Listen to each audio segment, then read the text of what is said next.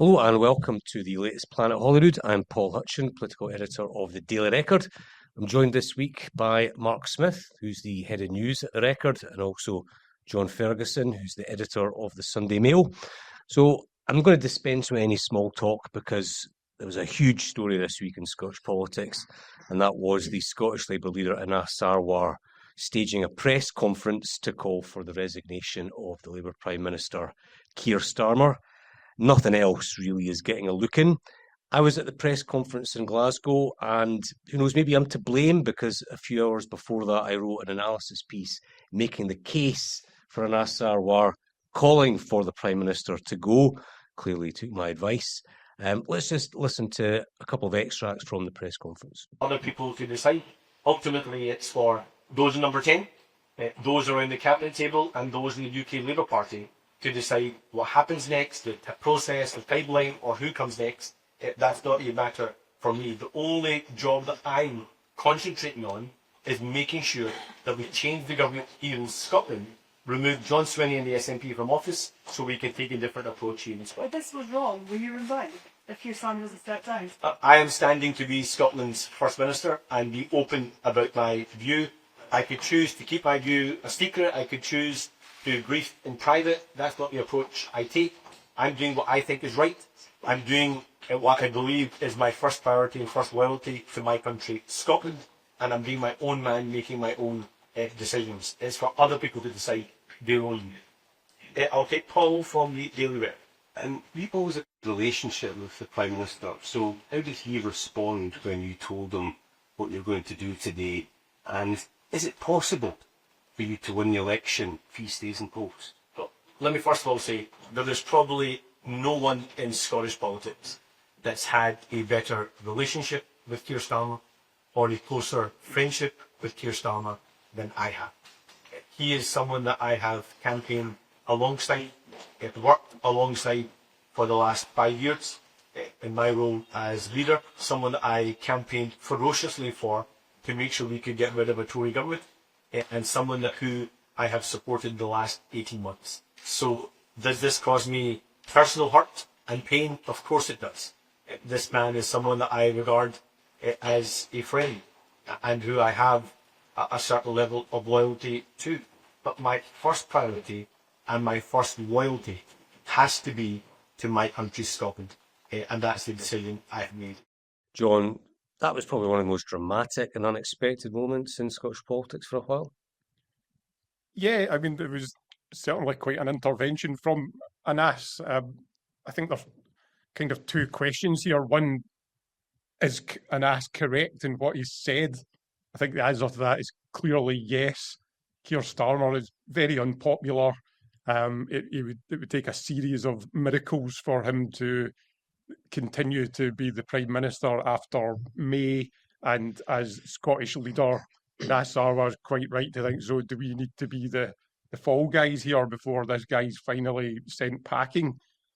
So, you know, who looks better, Anas Sarwar for getting up and saying a few things that are patently true, or the rest of the cabinet down in London who are giving him rounds of applause in meetings? I think in many respects, Anas Sarwar looks like the more principled politician here.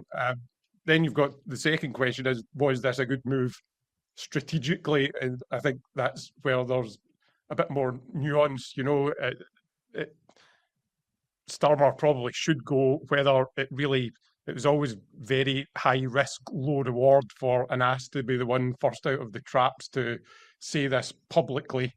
It's difficult to see where the gain for him in the long term now. You know, I'm not sure how you could really go into an election campaign saying vote Labour, even though I think the Labour Prime Minister's so bad at his job that he should resign. There's a lot of problems there. It could prove to be a good strategic move if over the next couple of weeks, and this is entirely possible, that the Prime Minister does end up going at some point. Was this all part of some plot gone wrong with West Streeting or whatever? You know, time will tell.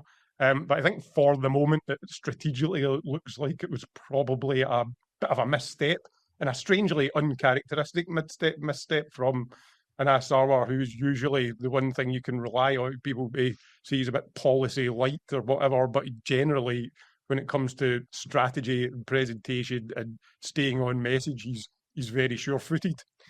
Smitty, I mean, as John just said there, after Anas did his press conference, there was a meeting of the Parliamentary Labour Party UK-wide, all the MPs at Westminster, and Keir Starmer received a round of applause, a standing ovation from his MPs. But the point I would make is that Scottish voters are not giving this guy a round of applause. His name is mud on the doorsteps, and one politician said that he is hated on the doorsteps. He's got the worst approval ratings of any Prime Minister since the 1970s. So we will come to how Anas Sarwar did it, whether he should have got backup from other folk, but simply tying himself to an unpopular Prime Minister was going to lead to certain defeat in May for Labour. I think that was Sarwar's calculation. If you maybe think about the thought process that went into this, I'm sure it wasn't just Anas himself. I'm sure he's got a close circle of really good, trusted advisors. They must have talked through the scenarios. And I think they've concluded that it's a win-win either way for Anas. If Anas's intervention had led to the dominoes falling and Starmer having to fall on his sword, then that would have been considered a good thing for Labour's election chances in May. If, as has happened, the dominoes didn't fall, he was left pissing in the wind, really, because nobody really came out to back him. But he still managed to put some distance between him and Keir Starmer. I, by the way, don't think Keir Starmer is a bad Prime Minister. I think he's done some good stuff. I think his stuff on workers' rights is his bill on workers' rights. Other positions that he's taken are the correct ones. I think Keir Starmer's problems are largely folk didn't really like the cut of his jib because he comes across as a bit snooty, and his communication skills, I think, are rubbish.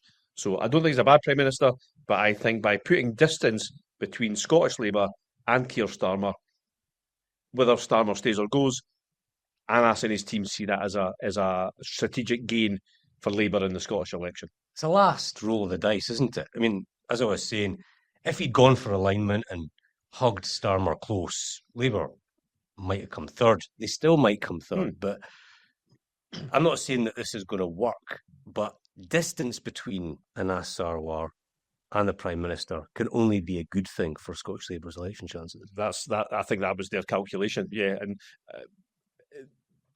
I think it probably was personally difficult for Anas, though. I think he probably is quite fond of Keir Starmer. I think in terms of ideology, there's not a Rizla paper between them, So I think it probably was personally difficult for him. It's been a calculation, and it is a high stakes calculation. I mean, can you really say for sure that this is win-win? Like, I know that often in politics, I think people tend to look for a solution to one problem and not really think too much about the other problems that will be created. So, yes, Starmer's a disaster on the doorstep. Put a bit of distance between yourself as Scottish leader and him.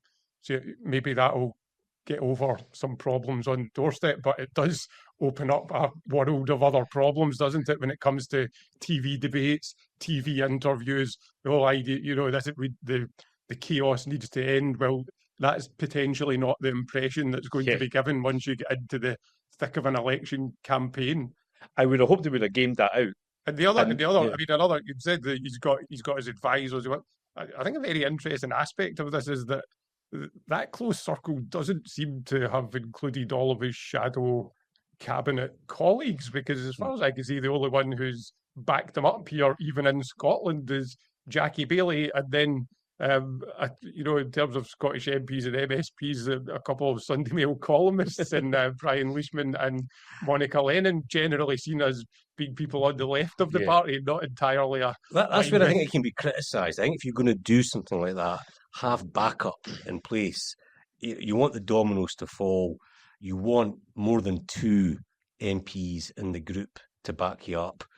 You want full-throated support from the MSPs rather than some of the carefully worded tweets that I've seen. I think Michael Mara said something like, this is something an ass has done.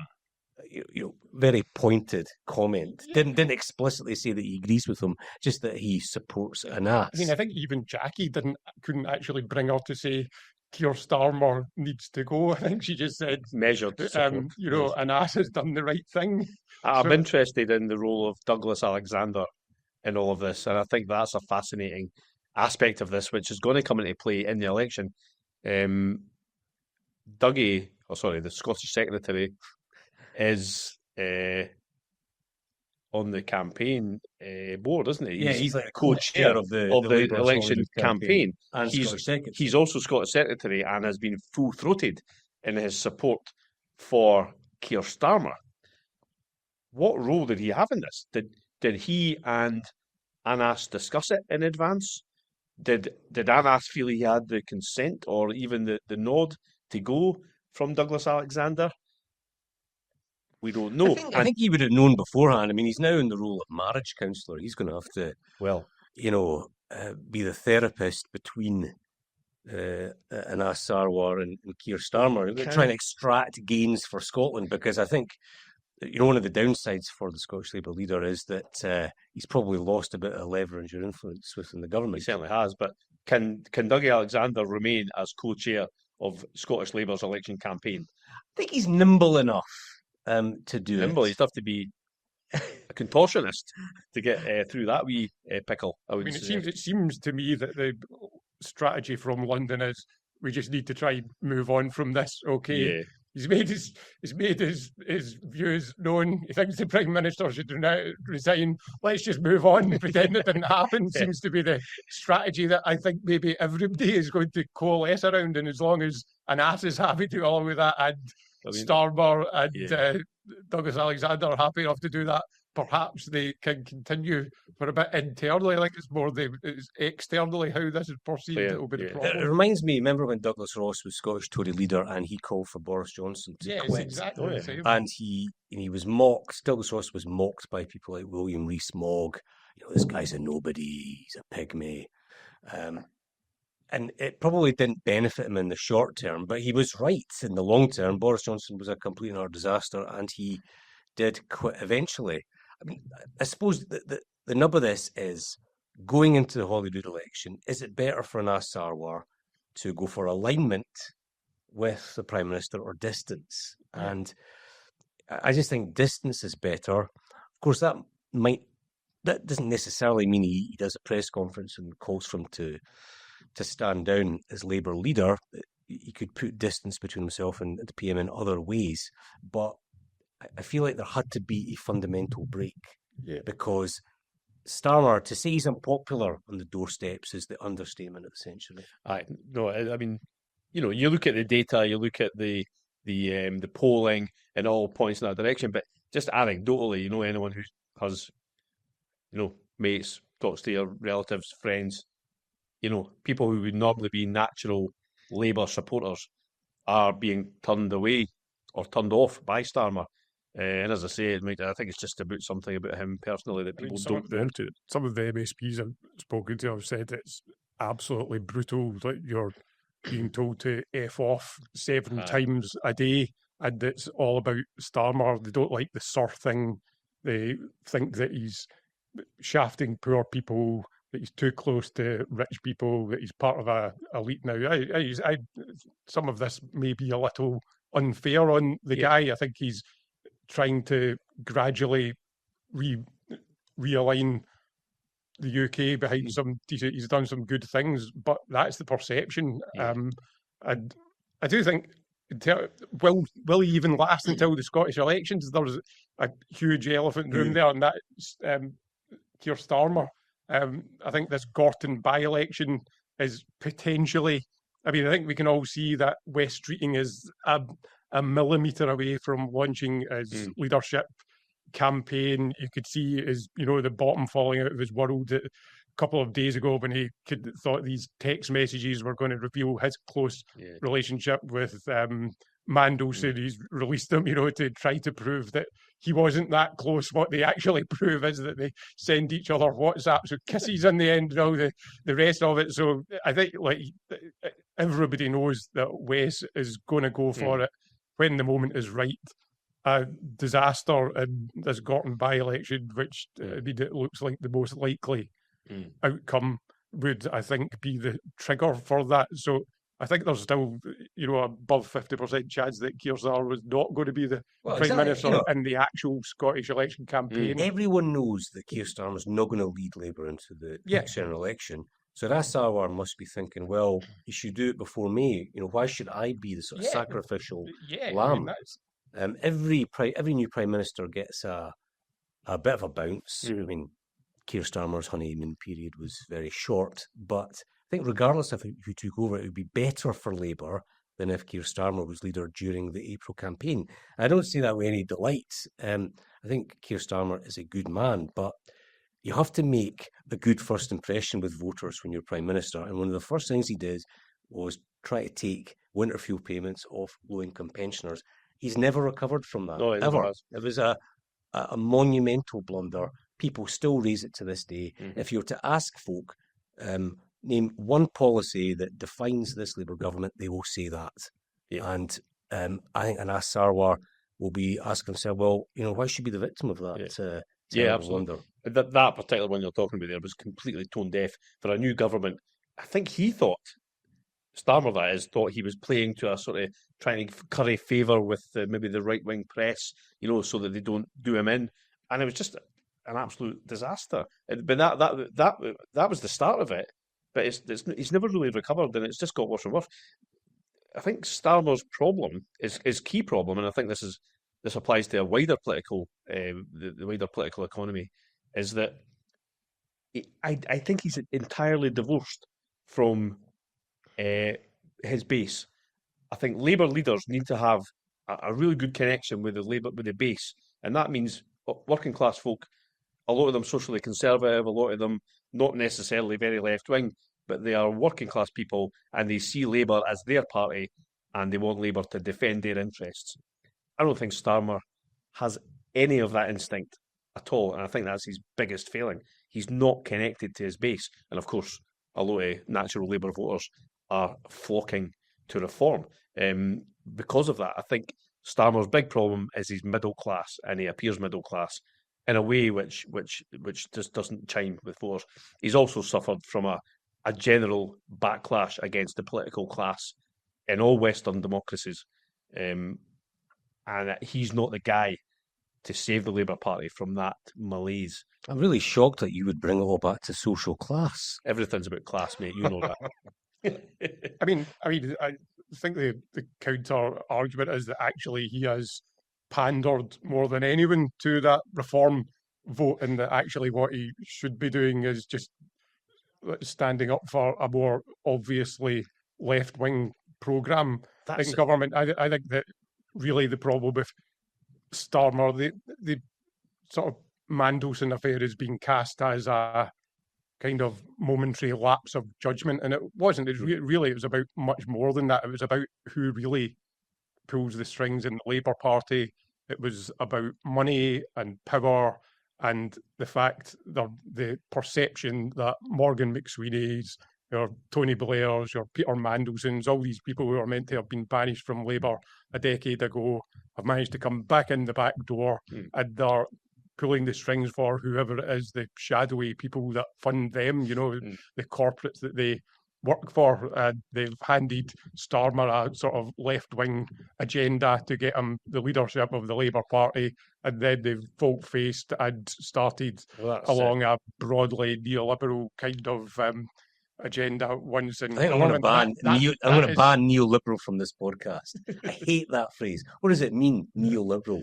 Well, it's basically Thatcherism on stilts. It's a type of socialism for the corporate class, for billionaires. That's what it means, and that's what people. Actually, you're the first person who's actually tried to give me a definition. Well, there you've learned something. That's what it means. That's my school.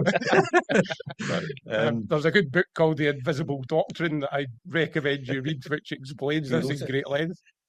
George Monbiot Oh, right, okay. I really don't like him. You kind of Pointing out had pointing yeah. out these I was terrible nearly home going to buy trips it all until the you time. mentioned him.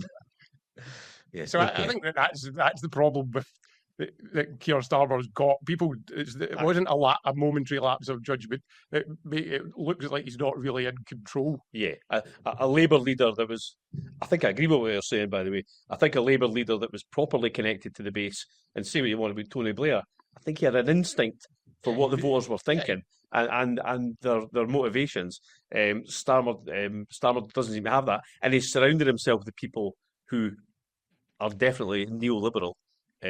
And see that as, I'm using that word because you banned me, by the way. But you know, he's surrounded himself with people with an agenda which isn't necessarily one that chimes very well with voters. Exactly, You know? and even though he has done some good things, there is a general perception that this is a guy who's leaning too much towards money and power and too far away from the lives of ordinary people who are really struggling at the moment. And you're right, and the stuff he has done that seems designed to bring back reform voters looks like a reaction to reform. He's not doing this stuff because he believes in it. Yeah. He's doing it as a desperate rearguard action to ward off reform. I think Labour, as a party and as a movement, should have addressed immigration in a far more grown up way before reform came along and ruined the party. You know, and that would have helped them a great deal now, I think. So, John, you mentioned that a moment of great peril for the Prime Minister was this by-election later this month in England. I just want to talk about another really dangerous story for him. Yesterday, late afternoon, Labour announced that their peer, Lord Doyle, had been suspended over questions about his links to a Scottish paedophile by the name of Sean Morton. So I think we just need to go a few steps back on this, because all of this comes back to a story that we published in the Daily Record in December. Sean Morton was a Labour councillor in Murray, and then in 2017 he was convicted of possession of indecent images of children. Now, the story I did in December was that even after his conviction for these sex offences, the Labour MSP Pam Duncan-Glancy continued a close friendship with Morton even to this day. And that's despite the fact that he reoffended. He was jailed last year. So Pam Duncan-Glancy quit as education spokesperson as a result of our story last month or in December. She announced that she was going to be standing down from Holyrood as well as a result of the story. It then escalated because it emerged in the Sunday Times that Lord Doyle had also been friendly with the same paedophile, Sean Morton, and that even though Downing Street knew about his prior links to Sean Morton, he was still elevated to the House of Lords. And what happened yesterday, this was Tuesday, is that both Lord Doyle and Pam Duncan-Glancy were suspended by Labour over their friendship with a paedophile. So, Smitty, I mean, we know how toxic the Lord Mandelson scandal has been for the Prime Minister. This idea that, or this fact that he appointed Mandelson to such a top diplomatic role, even though he knew about Mandelson's ongoing friendship with Epstein. The Matthew Doyle scandal, which is also about a friendship with a paedophile, is really damaging. Yeah, I don't think, by the way, just for the record, that the Labour Party has a paedophile problem. I don't think a lot of people in the Labour Party have any, inclination that way. Let's nail that. We're not saying the Labour Party is riddled with that sort of horrific sort of world view. What is apparent, I think, is that, like you were saying earlier, John, there seems to be a cosy circle within. If you're in that circle, you're in that circle, and it doesn't matter what you do, you're still a pal of the Labour Party's, or the Labour Party ruling elite, if you like, no matter what you do. And I think people have retained friendships with this guy Morton because he was one of them, because he was a sort of a Labour insider. He was from that particular wing of the Labour Party, that new Labour project. And if you're in, you're in. And so they've kept him as a friend. Now, Lord Doyle, Matthew Doyle, we're now hearing today, I think, that the Prime Minister says that Doyle wasn't completely transparent in his explanation previously for his links Sounds a bit like to Morton. Mandelson. Well, It's that's what I was exactly going the to same as say. Mandel said. It's Oh, the we same weren't excuse. told. We weren't told. I didn't ken, is what I would have said in Wester Hales as a laddie when I was being, grabbed by a teacher. I didn't ken, and that's what he's done again when it comes to somebody who's a total wrong'un. You know, that it wasn't an excuse the first time because everyone knew Mandelson was a complete wrong'un, and it doesn't work this time because everyone knows that you shouldn't stay friends with a paedophile, and the fact that Matthew Doyle remained or has been friendly with this guy Morton, there's no explanation for that which is acceptable. And again, it's just he elevated him to the lords. He took a former spin doctor who was in his inner circle. He made him a lord of the realm, a man who can now legislate on you and I to pay more tax or to be criminalised for certain behaviours. He can now legislate for us, and he's mates with a pedo. And Starmer was like, "Oh, that's fine." Now that's inexcusable, and it comes down to this lapse of judgment thing that we come back to with Starmer time and again. That it's a judgment thing. He needed to get these things right. He's got no political capital in the bank, has he? He's no. As I say, I didn't think Keir Starmer has been that bad a prime minister. I think a lot of it's down to communication, but he doesn't have any credit in the bank with the voters, so he needs to get these things right. John, at PMQ's, Kemi Badenoch, the Tory leader, accused the Prime Minister of stuffing his government full of paedophile apologists. It's a pretty hard-hitting line. Yeah, I mean, I would agree with you. I don't think the Labour Party particularly has a problem with this. I think there is increasing worrying evidence that perhaps politics in general does have a bit more of a problem with it than you find in other walks of I'd like to see life. the stats. I'd like to see the stats. I think there's various reasons why that might be the case. I think with Doyle, there's this is basically about guilt by association, isn't it? And, which was what Mandelson was about. The defence here for Labour would be, look, it wasn't just us that didn't really consider enough Peter Mandelson's affair with Jeffrey Epstein at the time that he got the job in America. Actually, that was common knowledge. Everybody knew about that. As journalists weren't really bringing it up. Nobody was really bringing it up at the time. It's just that once you suddenly have a hysteria around a story, you can be punished very, very badly for things that you could, like actually the Mandelson thing could have happened a few months ago. It's just that suddenly you're in the middle of a maelstrom and you can't control it. And so I think with Doyle, the issue here is that he's now, Labour Party's looking, they're thinking, right, we cannot afford to have another scandal like this. Anyone, and I mean, this is, I always feel like this, you shouldn't really need to say this, but anyone who has got anything to do with paedophiles, they're out, and they're out now because they don't know when this is going to blow up in our face again. Really, that shouldn't be something that you've got to educate them on, should it? Shouldn't really need to be said. Now, I will, and I feel loath to do it. I don't think it was the wrong decision to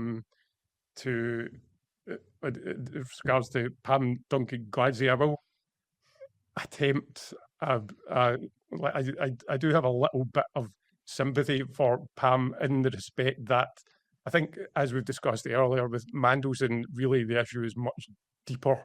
It's about power and that money and control. I think with Pam Duncan-Glancy, her association with this guy really has just been that it was a friend, and there's a natural instinct in people to defend a friend, sometimes to stand by a friend, even in the face of a court judgment against that friend. And that was a lapse of judgment. I think in her case, it was just a genuine, an unacceptable lapse of judgment. But I don't think that something I actually think through this than someone supporting misplaced loyalty. In that respect, I do have a bit of sympathy for her. See, if you take the public comments of Duncan-Glancy and Doyle at face value, let's say that what they say is correct. I think Duncan-Glancy is a lot worse than Doyle, because Doyle released a statement yesterday saying that Following his conviction, any contact was extremely limited, and I've not seen or spoken to him in years. But Pam Duncan-Glancy maintains this close friendship with this serial, prolific paedophile to this day. And faced with the choice of a career or the friendship, she chose the friendship. And, you know, I go back to a point that I made in my first piece in this. Pam Duncan-Glancy was in line, if Labour had won the election, to be in charge of our schools, our classrooms. And she is best friends with a paedophile. I just think it's an extraordinary misjudgment. And, you know, I know that some of our colleagues in the Labour group just think that, you know, at a time when Labour need to be on the front foot, for Scottish Labour to be dogged by this for a month was just unforgivable. And they find her behaviour unfathomable. Yeah, I think it might have been best all round. I do take the point. I think it's misplaced loyalty rather than wickedness. If you want to be apply corruption. or corruption, if you want to apply a sort of moral sort of justification for it. However, I think Labour, why are they removing the whip like now?